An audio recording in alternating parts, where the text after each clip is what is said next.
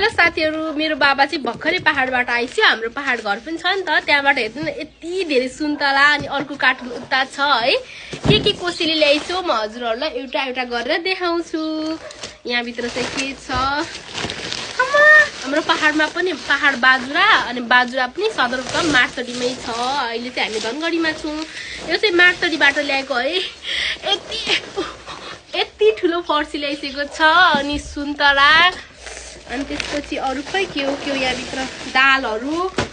अनि यो हजुरहरुलाई यो कस्तो थाहा छ? यहाँ पुरा यस्तो रहेछ।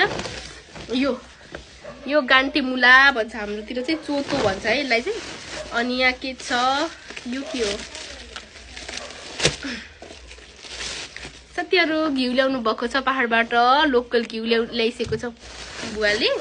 अनि यसमा के छ भन्दाखेरि ओहो, यसमा पहाडमा पाउने मिठो मिठो अमलाहरु ल्याइसकेको छ। यति धेरै हाम्रो चाहिँ यो हामी बसाइ सरेर धनगढी आयौं। कैलालीको धनगढी प्रदेश नम्बर 7 को राजधानी हो धनगढी चाहिँ, हजुरहरुलाई थाहा होला। अनि हाम्रो पहाड घर चाहिँ बाजुरा मार्तडीमा पर्छ है। मार्तडी भनिसकेपछि बाजुराको सदरमुकाम पर्छ। यहाँ हेर्नु न, अमला, घिउ, सुन्तला, यति ठुलो फर्सी। ओहो साथीहरु, आउनु होला, हजुरहरुलाई पनि बाँडेर खाउला। आधी पुग्छ होला, यत्रो धेरै ठुलो छ। हेर्नु न, उठाउनै नसक्ने।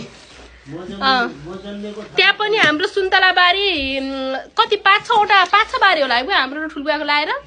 5-6 बारी घरबाट यस्तरी हेरेपछि पुरै सुन्तला बारी। अनि कागती त हाम्रो हजुरबुवाले त कागती 20 लिटर बनाइसिन्थ्यो।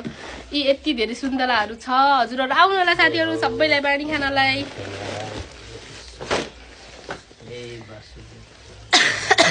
अब बुवा खाना खान लाग्छ। चरालाई भात दिँदै होइसिन त बुवा चाहिँ पछाडी। अब खाना खान टाइम भयो हाम्रो। बाइ बाइ सबैलाई। हाई भन्दैछु बुवा।